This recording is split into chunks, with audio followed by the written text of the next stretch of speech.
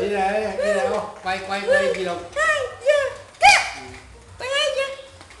Rồi, ăn đâu ăn đâu. Chào Chin mà chào Chin. Chào Chin. Chào Chin đi. Quay đi đâu? Đây. Đây. Rồi, chào nữa.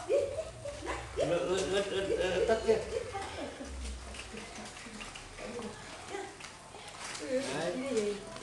Rồi, cái gì lên gì? À, giữ bác giữ hôm qua. Đây. Đừng kim mai này.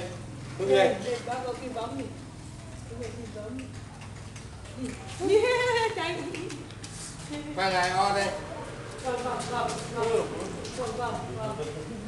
Ướt hết ấy. Này, Hưng, lại đây mà. Hưng ơi. Ấy. Ấy. Kẹp lên đây chứ. Giờ đó. Vâng ơi. Bùm. Vâng. Dây rồi.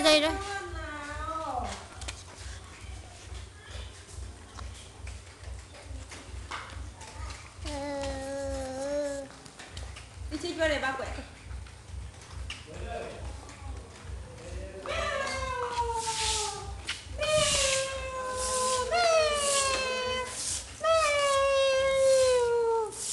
Em kêu mèo không?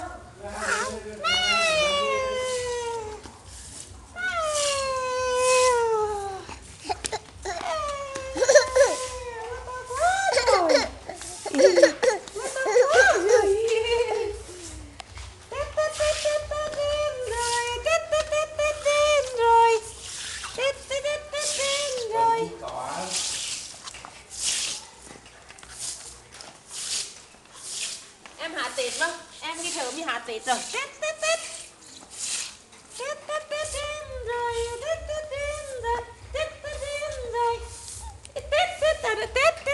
Rồi. Em hạ tiệt điện rồi đấy. Tết rồi.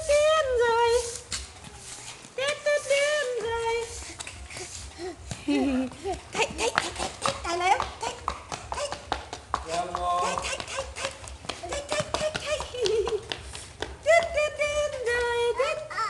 Chào quẹt nó ở thì bên bán này chim khạc không?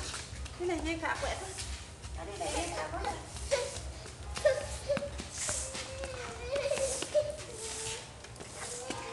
Rồi dâm chân nó kìa. Như là còn nhiều dâm chân nó kìa.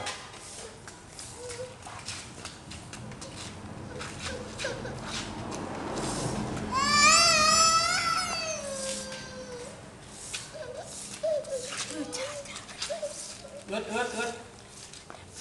Đấy, điều chân đuôi. Yeah, chà. Nó chà, bật được.